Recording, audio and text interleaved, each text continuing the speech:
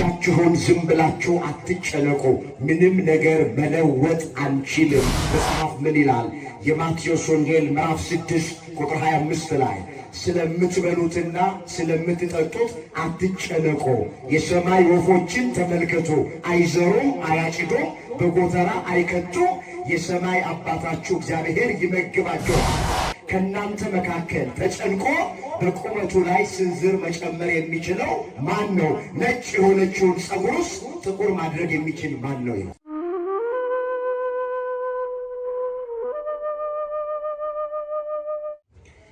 ለዛሬ እግዚአብሔር በሰጠን ጊዜና ሰዓት የምንማማርበት የትምህርታችን ርዕስ የሚሆነው የልቤ ችግር ብዙ ነው ከጭንቀቴ አውጣኝ የሚል ይሆናል። ይህንን በርዕስነት ያነሳነውን ኃይለ ቃል በመጽሐፍ ቅዱሳችን ላይ ተመዝግቦ የምናገኘው በዳዊት መዝሙር በመዝሙር 24 ቁጥር 17 ላይ የልቤ ችግር ብዙ ነውና ከጭንቀቴ አውጣኝ። ርዕሳችን ይሄ ነው። ይህንን ርዕስ የመረጥንበት ምክንያት ሁላችን እንደምናውቅ አሁን ባለንበት ዘመን በአንድም በሌላም ምክንያት ብዙ ሰው በሚያየውና በሚሰማው ነገር እየተጨነቀ ነው። ከገባንበት ጭንቀት ውስጥ መውጣት እንድንችል፣ ተረጋግተን መኖር እንድንችል እንማማር ዘንድ ይህንን ርዕስ መርጠነዋል። ቆሞ ለመናገር ቁጭ ብሎም ለማድመጥ ጥበብ ከእግዚአብሔር ሲሰጥ ብቻ ነውና ለእኔ ለባሪያው ተናጋሪ የሆነ አንደበትን ለእናንተም ለሰሚዎቹ አስተዋይ የሆነ ልቡናን ቸሩ አምላካችን እግዚአብሔር ለሁላችንም በቸርነቱ ያደለ። በዚህ ርዕስ ውስጥ 2-3 ነገሮችን እየፈጠንን እናያ። በመጀመሪያ በርዕስነት ያነሳነውን ኃይለ ቃል የተናገረው ዳዊት ስለሆነ ዳዊት ማን ነው የሚለውን ባጭሩ እንመለከታለን። በሁለተኛ ደረጃ የዳዊት የልቡ ችግርና የሚያስጨንቀው ነገር ምንድን ነው? እሱን እናየዋል። በመጨረሻም የእኛስ ችግራችን ምንድን ነው? ከጭንቀታችንስ እንዴት እንውጣ የሚለውን ተመልክተን ትምህርታችንን እንቋጨዋል። ቆሞ ለመናገር ቁጭ ብሎም ለማድመጥ ጥበብ ከእግዚአብሔር ሲሰጥ ብቻ ነውና ለእኔ ለባሪያው ተናጋሪ የሆነ አንደበትን ለእናንተም ለሰሚዎቹ አስተዋይ የሆነ ልቡናን ቸሩ አምላካችን እግዚአብሔር ለሁላችንም በቸርነቱ ያደለ።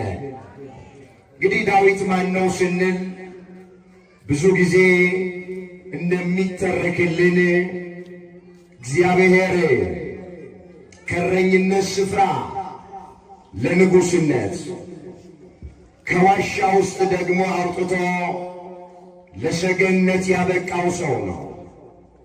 አባትና እናቱ በተውት ጊዜ እግዚአብሔር ያስታወሰው ሰው ነው ዳዊት ማለት። እሱ ራሱ ሲዘምር እንዲህ ብሎ ነው የዘመረው። አባትና እናቴ ትተውኛል፣ እግዚአብሔር ግን ተቀብሎኛል ብሎ ነው የዘመረው። መዝሙር 26 ቁጥር 10 ላይ የተመዘገበ እግዚአብሔር ቃል አባትና እናቴ ትተውኛል አለ ዳዊት፣ እግዚአብሔር ግን ተቀብሎኛል ነው ያ። ሰው ቢተወን እግዚአብሔር አዎ ሊቀበለን ሊያስታውሰን ይችላል። ሰው ቢጠላን እግዚአብሔር ሊወደን ይችላል። ሰው የሰበረውን እግዚአብሔር ሊጠግነው ይችላል።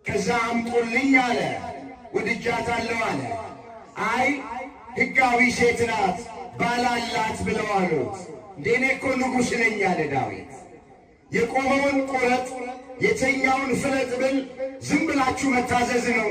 አምጡ ብያለሁ አምጡ አለ። በዓይኑ ተመልክቶ የሰውን ሚስት በልቡ ተመኘ። መጽሐፍ ምን ይላል?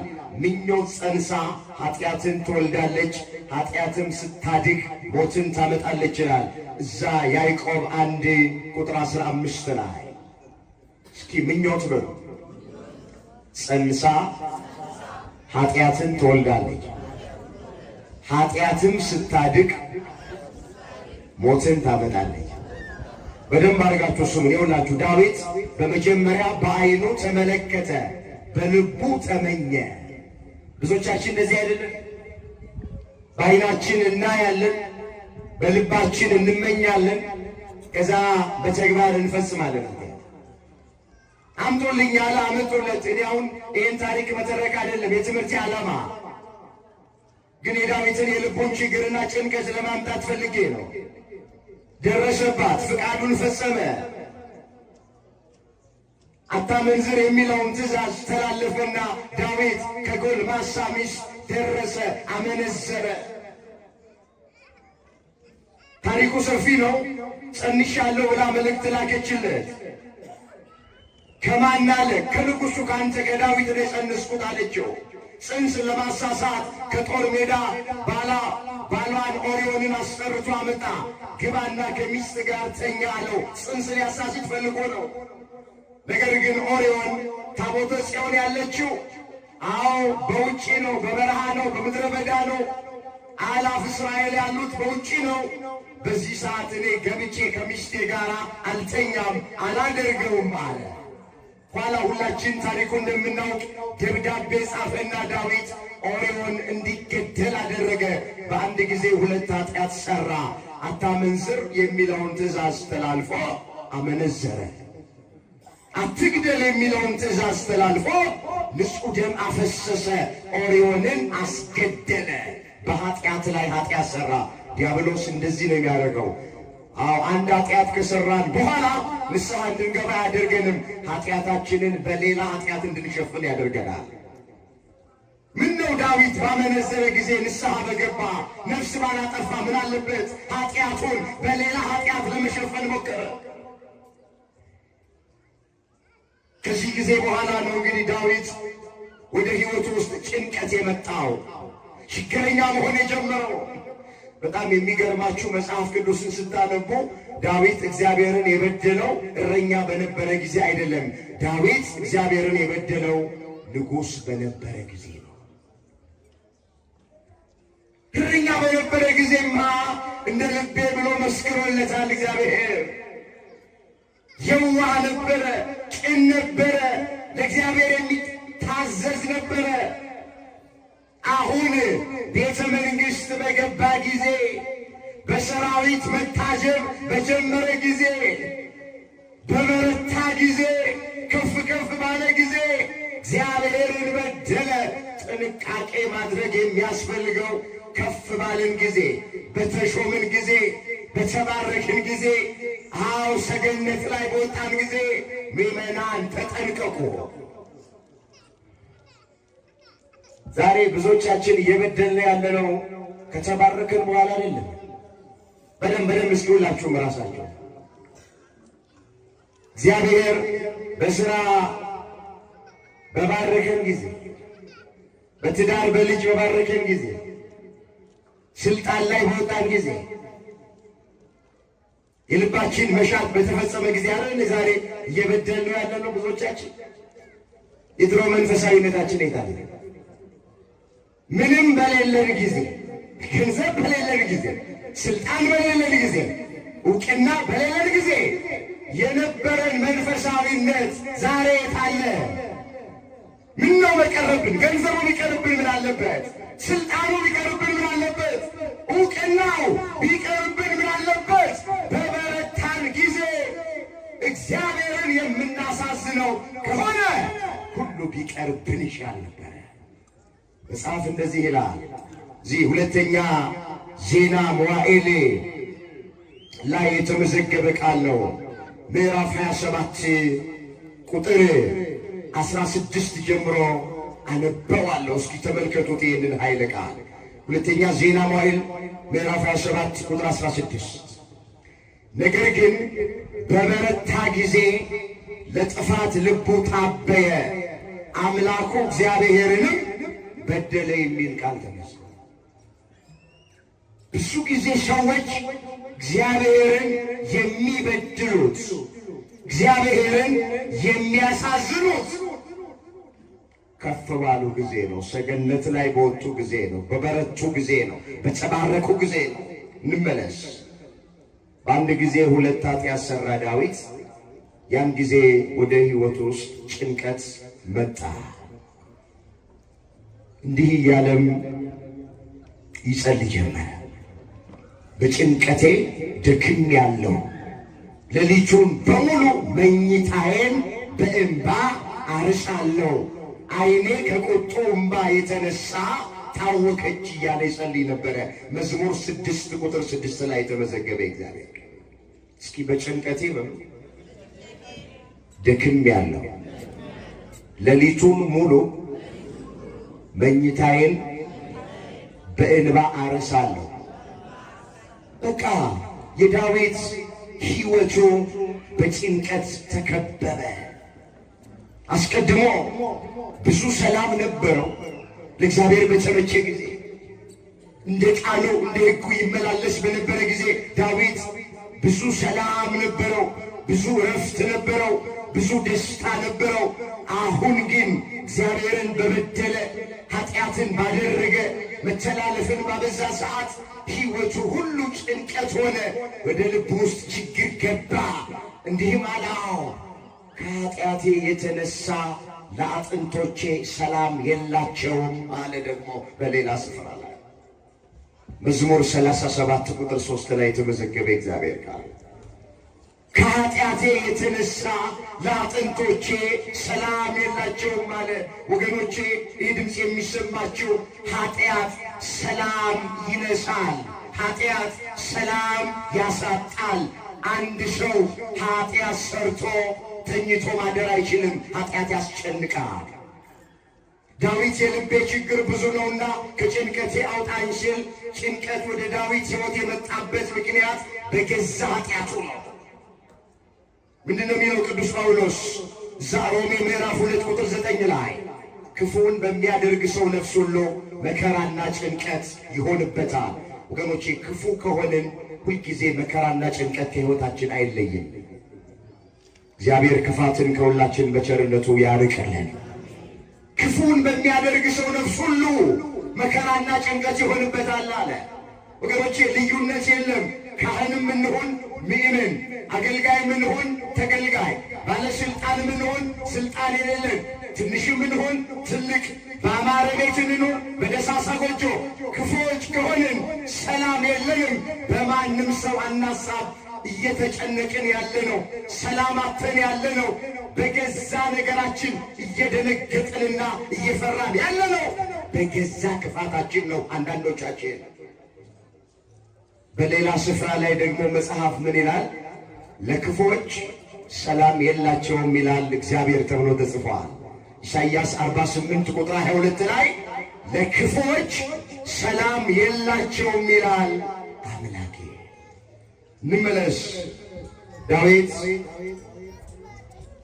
ታድርግ የተባለውን ባደረገ ሰዓት የእግዚአብሔርን ሕግ በተላለፈ ጊዜ ወደ ልቡ ጭንቀት፣ ችግር፣ ፍርሃት መጣ። ታሪኩን እንደምናውቅ ዳዊት ልባም ስለነበረ ወደ እግዚአብሔር ጮኸ፣ አነባ።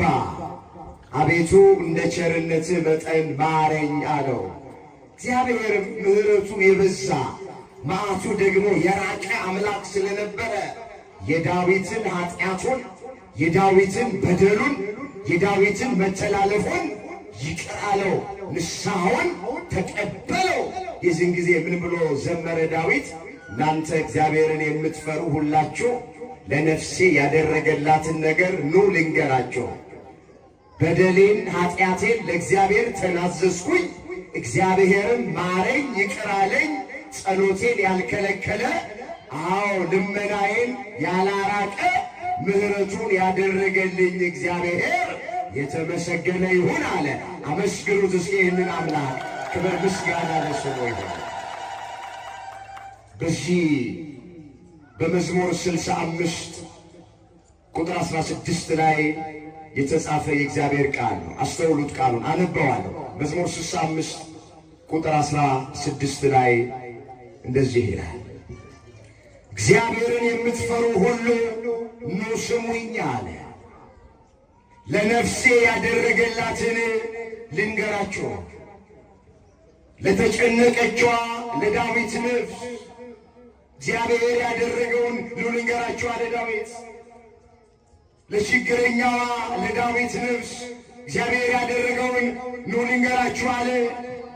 በአፌ ወደ እርሱ ጮኽኩ አለ፣ በአንደበቴም አመሰገንኩት። አዎ በልቤስ በደልን አይቼ ቢሆን ጌታ አይሰማኝም ነበረ። ስለዚህ እግዚአብሔር ሰማኝ አለ። እግዚአብሔር ምን አለኝ? እግዚአብሔር ምን አለኝ? ዳዊትን የሰማ አምላክ እኛንም ይስማል። ጸሎቴን ያልከለከለ የልመናዬን ድምፅ አደመጠ። ምሕረቱን ከኔ ያላራቀ እግዚአብሔር ይመስገናል። እግዚአብሔር ምን ይበላል? አመስግኑት እስኪ። ክብር ምስጋና ለስሙ ይሁን። አነባ፣ እግዚአብሔር እንባውን ተመለከተ። ጮኸ፣ እግዚአብሔር ጮቱን አደመጠ።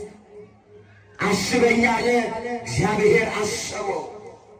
ማረኝ አለ፣ እግዚአብሔር ማረው። ይቅር በለኝ አለ፣ እግዚአብሔር ይቅር ባይ ስለሆነ ዳዊትን ይቅር አለው። በሌላ ስፍራ ላይ ምን ብሎ ዘመረ? እዚህ መዝሙር 29 ቁጥር 10 ላይ የተመዘገበ ቃል ነው። አስተውሉት። እንደዚህ ተብሎ ነው የተጻፈው፣ እግዚአብሔር ሰማና ማረኝ አለ። እግዚአብሔር ረዳቴ ሆነ፣ ክብሬ ትዘምርልህ ዘንድ ዝምም እንዳትል ለቅሶዬን ለደስታ ለወጥክልኛል። ማቄን ቀደህ ደስታን አስታጠቀኝ። አቤቱ አምላኬ ለዘላለሙ አመሰግንሃለሁ። ለዘላለሙ ምን እልሃለሁ? እግዚአብሔር ሰማና ማረኝ። ምኑን ሰምቶ? እንደ ቸርነት መጠን ማረኝ ብሎ የጸለየውን ጸሎት እግዚአብሔር ሰማውና ዳዊትን ማረው። ለቅሶዬን ለደስታ ለወጠ አለ። በኃጢአቱ ምክንያት አለቀሰ፣ በበደሉ ምክንያት አለቀሰ፣ ማቅ ለበሰ፣ አመድ ነሰነሰ። እግዚአብሔር እንባውን ተመለከተ፣ ጩኸቱን አደመጠ፣ በደሉን ይቅር አለ፣ ስርየት አደረገለት፣ ምሕረት አደረገለት፣ ከጭንቀት ውስጥ አወጣው። የልቤ ችግር ብዙ ነውና ከጭንቀቴ አውጣኝ ብሎ ያው ጸልዮ ነበረ። ጸሎቱን ሰምቶ ዳዊትን ከችግርና ከጭንቀት ውስጥ አወጣው። እስኪ አሁን ወደኛ እንሂድ፣ ጊዜያችንን መጠቀም እንድንችል። የእኛስ የልባችን ችግር ምንድን ነው? አሁን ከገባንበት ጭንቀት ውስጥ እንዴት እንውጣ? መቼስ የጭንቀታችን መጠኑ፣ አይነቱ፣ መልኩ ይለያያል እንጂ በዚህ ዘመን ማይጨነቅ ሰው የለም። ስለ ሀገር ጉዳይ በምንሰማው እንጨነቃለን። አንዳንዶቻችን ስለ ቤተ ክርስቲያናችን ጉዳይ በውስጥም በውጭም ስላለው በምናየውና በምንሰማው እንጨነቃለን። ስለ ወገኖቻችን በምናየው በምንሰማው እየተጨነቅን ነው። በጤናቸው ጉዳይ የሚጨነቁ ሰዎች አሉ። ስራ አጥተው የእንጀራ ጉዳይ የሚያስጨንቃቸው ሰዎች አሉ። በትዳር ውስጥ እየኖሩ በልጅ ስላልተባረኩ በዛ የተቸገሩ ሰዎች የሚጨነቁ ሰዎች አሉ። በወለዱት ልጆቻቸው ምክንያት ጤና አጥተው በዛ የሚጨነቁ ሰዎች አሉ። በፍርድ ቤት ጉዳይ ፍትሕ አጥተን የምንጨነቅ ሰዎች አለን። ሀብታችን፣ ንብረታችን፣ የእኛ የሆነው ነገር ተወስዶብን ፍትሕ አጥተን የምንጨነቅ ሰዎች አለን። በገዛ ባሏ የምትጨነቅ ሚስት አጠፋም፣ በገዛ ሚስቱ የሚጨነቅ ባል አይጠፋም። ብቻ በአንድም ይሁን በሌላ መንገድ ብዙ ጭንቀት አለብን። አሁን የመጨረሻው ዘመን ስለሆነ በመጨረሻው ዘመን ደግሞ መጽሐፍ ቅዱስ የሚያስጨንቅ ዘመን እንደሚመጣ ይህንን እወቁ ተብሎ ስለተጻፈ ድሃ የለ ሀብታም፣ ባለስልጣን የሌለ ስልጣን የሌለው፣ የተማረ ያልተማረ፣ ወንድ ሴት፣ ትንሽ ትልቅ የጭንቀታችን መጠን ይለያያል እንጂ ሁላችንም ጭንቀታሞች ነን። በቅርቡ በሀገራችን በኢትዮጵያ በተደረገው ጥናት 27% የኢትዮጵያ ሕዝብ ጭንቀታም ነው። ያውም ከፍተኛ መጠን ያላቸው ተጠንቶ ነው። ከፍተኛ መጠን ያላቸው አብዛኛው ሰው ግማሽ ሊደርስ ምንም አልቀረው። መጽሐፍ እንደዚህ ይላል። በዚህ በሁለተኛ ጢሞቴዎስ ቅዱስ ጳውሎስ በሃይማኖት ለወለደው ለልጁ ለጢሞቴዎስ ስለ መጨረሻው ዘመን እንዲህ ብሎ ጽፎለታል። ሁለተኛ ጢሞቴዎስ ምዕራፍ 3 ቁጥር 1 ጀምሮ እስኪ ተመልከቱት። እንደዚህ ይላል፣ ነገር ግን በመጨረሻው ቀን የሚያስጨንቅ ዘመን እንደሚመጣ ይህንን እወቅ። ሰዎች ራሳቸውን የሚወዱ ይሆናሉና፣ ገንዘብን የሚወዱ፣ ትምክህተኞች፣ ትዕቢተኞች፣ ተሳዳቢዎች፣ ለወላጆቻቸው የማይታዘዙ፣ የማያመሰግኑ፣ ቅድስና የሌላቸው፣ ፍቅር የሌላቸው፣ እርቅን የማይሰሙ፣ ሐሜተኞች፣ ራሳቸውን የማይገዙ፣ ጨካኞች፣ መልካም የሆነውን የማይወዱ፣ ከዳተኞች፣ ችኩሎች፣ በትዕቢት የተነፉ፣ ከእግዚአብሔር ይልቅ ተድላን የሚወዱ ይሆናሉ። የአምልኮት መልክ አላቸው፣ ኃይሉን ግን ክደዋል። ከነዚህ ደግሞ ራቅ ይላል። በቃ የመጨረሻው ዘመን ስለሆነ የምናየው የምንሰማው አስጨናቂ። አንዳንድ ሰዎች 5-10 ዓመት ያቅዳሉ። እዛ መድረሳችንን አሁን በምን እርግጠኞች ነን?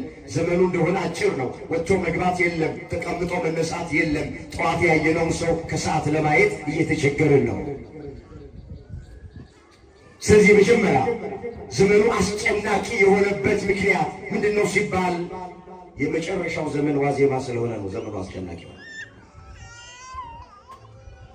ግን ትምህርቱ ተስፋ እንድንቆርጥ አይደለም።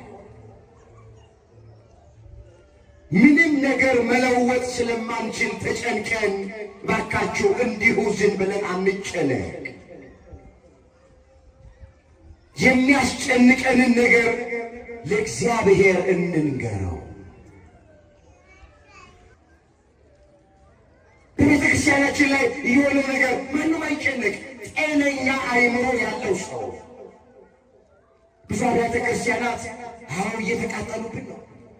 ክርስቲያኖች በማንነታቸው ምክንያት አንገታቸው ላይ ባሰሩት ማዕተብ ምክንያት ብዙ ካህናት ታርደውብናል፣ ብዙ ዲያቆናት ታርደውብናል፣ ብዙ ክርስቲያኖች ታርደውብናል። ከዚህ የተረፉት አካለ ጎደሎ ሆነውብናል። እጃቸው የተቆረጠ፣ እግራቸው የተቆረጠ፣ ዓይናቸው የፈረጠ፣ ቤታቸው የቀሩ ሰዎች አሉ። የብዙዎች ሀብትና ንብረታቸው ወድሟል፣ ጠፍቷል። ማን ነው በቤተ ክርስቲያኒቱ ላይ እየሆነ ባለው ነገር መያዝ? ማን ነው ማይጨነቅ? ከዚህ በተረፍ ነው ቅድም ደግሞ እንደተናገርን በግል ሕይወታችን በሚሆነው ደግሞ እየተጨነቀ ነው። በጤና ማጣት እየተጨነቅን ነው አንዳንዶቻችን። የእንጀራ ጉዳይ አንዳንዶቻችንን እያስጨነቀን ነው። ኑሮ ተወደውብን፣ ሰማይ ደርሶብን፣ አንዳንዶቹ በቀን አንድ ጊዜ መብላት አቅቷቸው በኑሮ ጉዳይ እየተጨነቁ ነው ያሉት።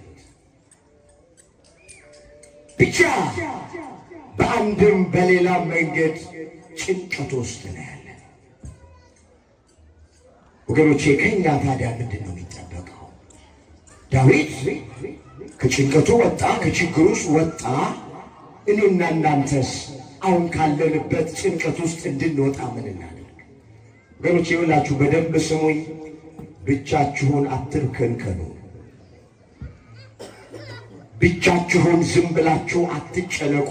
ምንም ነገር መለወጥ አንችልም። መጽሐፍ ምን ይላል?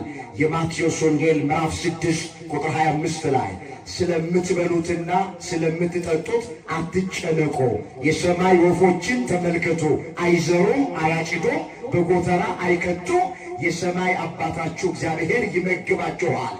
ከእናንተ መካከል ተጨንቆ በቁመቱ ላይ ስንዝር መጨመር የሚችለው ማን ነው? ነጭ የሆነችውን ፀጉርስ ጥቁር ማድረግ የሚችል ማን ነው ይላል። አንደኛ ጴጥሮስ ምዕራፍ 5 ቁጥር 7 ላይ የተመዘገበ እግዚአብሔር ቃል። አባቶቼ፣ እናቶቼ፣ ወንድሞቼና እህቶቼ ይህ ድምፅ የሚሰማችሁ ምንድነው የሚያስጨንቃችሁ? የጤናችሁ ጉዳይ ነው። እግዚአብሔር ጤናን ይመልሳል፣ ቁስልን ይፈውሳል። እኔ ፈዋሽ እግዚአብሔር ነኝ ብሏል። ማዳን የእግዚአብሔር ነው ተብሎ ተጽፏል።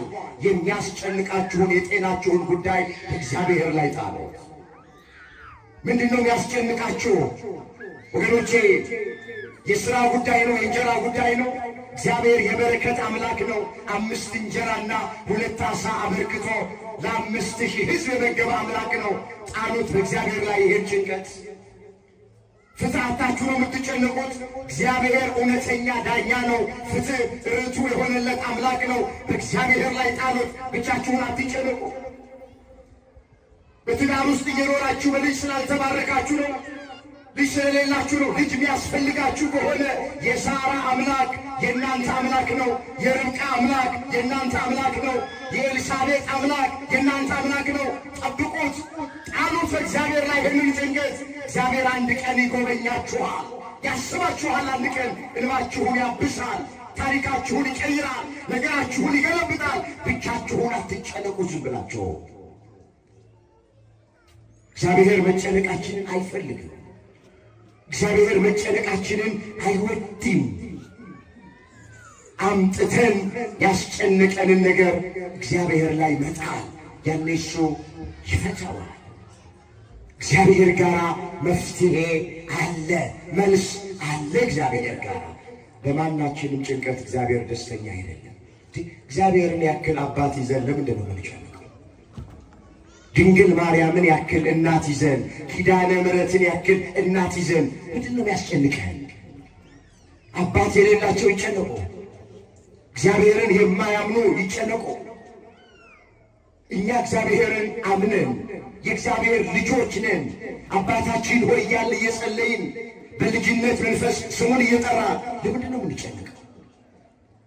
መጽሐፍ እንደዚህ ይላል፣ በጌታ ደስ ይበላችሁ። ደግሜ እላለሁ ደስ ይበላችሁ።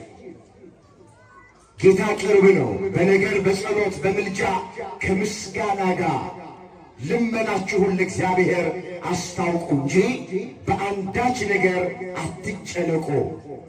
አእምሮን ሁሉ የሚያልፍ የእግዚአብሔር ሰላም በክርስቶስ ኢየሱስ ልባችሁና ሐሳባችሁን ይጠብቃል ተብሎ ተጽፏል። ፊልጵስዩስ ምዕራፍ 4 ቁጥር 4 ላይ የተመዘገበ እግዚአብሔር ቃል። አስተውሉት ይህንን ኃይለ ቃል። በጌታ ደስ ይበላችሁ አለ ቅዱስ ጳውሎስ። ደግሜ እላለሁ ደስ ይበላችሁ አለ። ገርነታችሁ ለሰው ሁሉ ይታወቅ አለ። ጌታ ቅርብ ነው አለ። በነገር በጸሎት በምልጃ ከምስጋና ጋር ልመናችሁን ለእግዚአብሔር አስታውቁ እንጂ በአንዳች ነገር አትጨነቁ አለ። በአንዳች ነገር ምን አትበሉ ወገኖች። አትጨነቁ ያለን ሰው አይደለም። አትጨነቁ ያለን ማን ነው? ንገሩኝ፣ ማን ነው? ሰው እንኳን እኮ አንዳንድ ቤት መጥቶ አይዞሽ አትጨነቂ አታስቢ፣ አይዞ አትጨነቅ አታስብ ሲለን እኮ ደስ ይለናል እኮ አይደል? የሆነ ነገር እኮ ያገኘን ይመስለናል አይደል? እንረጋጋለን አይደል? ይቹን ያህል ደግሞ እግዚአብሔር ሲናገር አትጨነቁ ያለን እግዚአብሔር ነው። አትጨነቁ ያለን ደግሞ ዝም ብሎ አይደለም፣ ስለሚያስብልን ነው አትጨነቁ ያለን። መጽሐፍ ምን ይላል?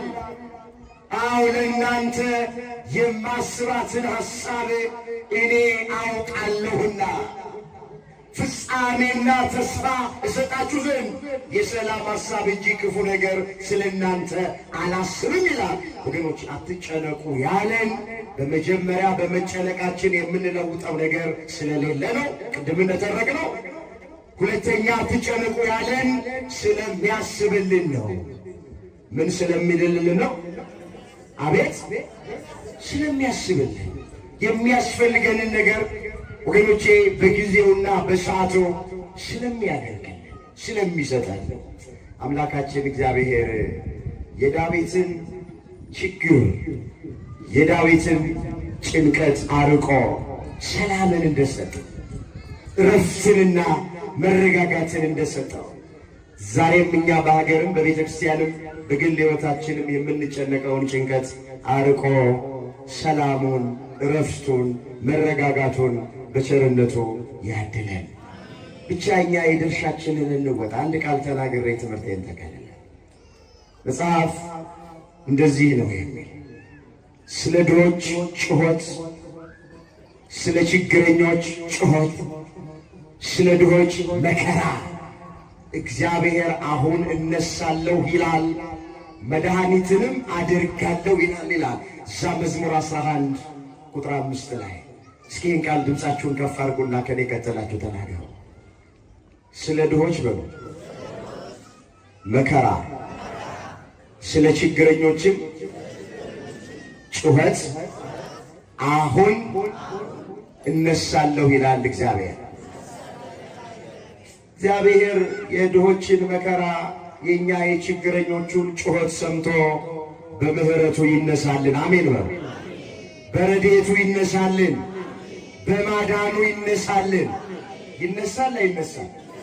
ይኸውላችሁ እግዚአብሔር እስኪነሳ ድረስ እግዚአብሔር ሲነሳ ሁሉን ያስተካክለዋል። እግዚአብሔር ሲነሳ ክንድህን እጠፍ የሚለው ማንም ሰው የለም። እኛ እግዚአብሔር እንዲነሳ በስራ እንዲነሳ እንጸልይ። አዎ እንለምነው፣ ወደ እሱ እንጩህ እንጂ እግዚአብሔር ድንቅ ያደርጋል፣ ይነሳል። እንደዚህ አይቀጥልም። እንዳዘንን አንቀጥልም። አንገታችን እንደደፋን አንቀጥልም። እንደተቸገርን አንቀጥልም። እንዳለቀስን አንቀርም። እግዚአብሔር አንድ ቀን እንባችንን ያብሰዋል። አንድ ቀን ሐዘናችንን ለደስታ ይለውጠዋል። አንድ ቀን ለችግራችን መፍትሄ ይሰጠናል። አሁንም ለዳዊት ችግር መፍትሄ የሰጠ ከጭንቀቱም ያረጋጋ አምላክ የእኛንም ጭንቀት አስወግዶልን ሰላም፣ እረፍት፣ ደስታ ለሁላችን በቸርነቱ ያድለን። ይበቃናል። ያስተማረን፣ የመከረን፣ የገሰጸን የአባቶቻችን አምላክ እግዚአብሔር ስሙ የተመሰገነ ይሁን። ድንግል ማርያም ጣዕሟን ባንደበታችን ፍቅሯን በልባችን ትሳልብን። ከሰንበት ረድኤት ከቅዱሳን በረከት ሁላችንን እግዚአብሔር ያሳትፈን።